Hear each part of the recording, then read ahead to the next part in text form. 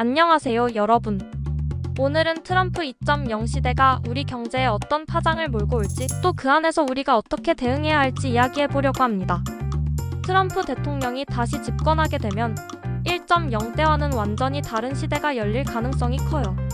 이게 위기가 될 수도 있고, 반대로 잘 준비하면 엄청난 기회가 될 수도 있죠. 그래서 오늘은 트럼프 시대가 몰고 올 인플레이션과 그에 따른 변화를 알기 쉽게 풀어볼게요. 먼저 트럼프 1.0 시대와 2.0 시대의 가장 큰 차이는 세계화의 끝이에요.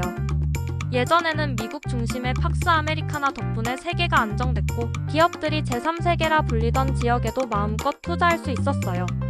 덕분에 원자재 가격이 안정되고, 인건비가 낮은 지역에서 물건을 싸게 만들어 풍요로운 세상을 누릴 수 있었죠. 유가만 봐도 1980년대 초반 40달러에서 지금 75달러 정도로 40년 동안 2배도 안 올랐거든요. 이게 다 세계화 덕분이에요. 그런데 이제 그 시대가 끝났습니다. 왜 세계화가 끝났을까요? 미국과 중국의 패권 다툼, 러시아와 유럽 간의 갈등, 그리고 불안정한 국제 정세 때문이에요. 제3세계라 불리던 나라들의 더는 쉽게 투자할 수 없는 상황이 됐어요. 그러다 보니 원자재 가격이 안정될 리가 없죠. 이게 바로 우리가 앞으로 직면할 인플레이션의 핵심 이유예요. 트럼프 2.0 시대에 우리가 특히 주목해야 할 건 연준의 금리 정책입니다. 인플레이션을 잡으려면 금리를 올려야 하지만 경기 침체가 오면 금리를 낮춰야 하거든요. 문제는 트럼프 대통령이 연준에 큰 압박을 가할 가능성이 높다는 겁니다. 금리를 인위적으로 낮추려다 보면 물가가 다시 뛰는 악순환이 반복될 수 있어요. 1970년대처럼 말이죠. 그때 미국은 한번 인플레이션이 터지면 금리를 올려 물가를 잡았는데 경기가 나빠지니까 또 돈을 풀고 그러다 다시 물가가 폭등하는 일이 반복됐어요. 결국 물가 상승률이 15%까지 치솟으면서 미국 경제는 최악의 고물가 시대를 겪었죠. 그럼 트럼프 2.0 시대의 물가를 자극할 요인들은 뭘까요? 첫째는 트럼프의 금리 인하 압박이에요. 세금을 깎아주고 소비를 늘리겠다는 정책은 좋게 들리지만 물가를 자극하는 가장 큰 원인 중 하나예요. 특히 서비스 물가 상승률이 이미 3.7%로 높게 나타난 상태라 이런 정책은 물가를 더 끌어올릴 가능성이 큽니다. 둘째는 이민 정책입니다. 트럼프 대통령은 1기 때도 불법 이민자를 막겠다고 했지만 사실 합법 이민자까지 줄였어요. 덕분에 미국으로 들어오는 이민자가 100만 명에서 30만 명대로 급감했죠. 문제는 이제 미국의 생산 연령 인구가 줄어들고 있다는 거예요.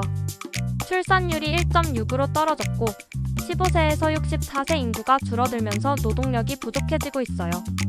이 상황에서 이민자를 막으면 임금이 폭등하고 이게 다시 물가를 자극하게 됩니다. 셋째는 관세 정책입니다. 트럼프 1기 때는 대중국 관세만 크게 올렸지만 2기에는 보편적 관세를 도입할 가능성이 높아요. 이게 왜 문제냐고요? 보편적 관세는 미국 전역의 물가를 끌어올리는 효과를 낼 수 있기 때문이에요. 트럼프 대통령은 관세를 올리기 전에 각국 정부로부터 선물을 얻어내려고 할 가능성이 커요. 그래서 우리나라처럼 대미 수출 비중이 큰 나라는 미리미리 트럼프가 좋아할 만한 그럴듯한 선물을 준비해야 할지도 모릅니다. 이제 우리가 할 일은 뭘까요? 첫째, 물가와 금리에 주목해야 합니다. 트럼프 2.0 시대라고 해서 무조건 저금리가 유지될 거라 생각하면 안 돼요. 물가가 오르면 시장 금리는 자연스럽게 오를 수밖에 없으니까요. 둘째, 국제 정세를 주의 깊게 살펴봐야 합니다. 트럼프 시대의 관세와 이민 정책이 우리나라 경제에 어떤 영향을 미칠지 예측하고 준비해야 해요. 셋째, 정부와 기업 차원에서 창의적인 대응책을 마련해야 합니다.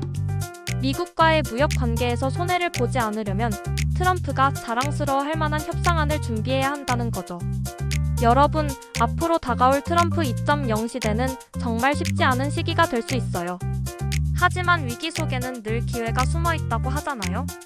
우리가 어떻게 준비하느냐에 따라 이 시대는 위기가 아닌 기회로 바뀔 수도 있을 겁니다. 오늘 이야기는 여기까지입니다. 끝까지 함께 해주셔서 감사드리고요. 구독, 좋아요, 알림 설정도 잊지 말아주세요.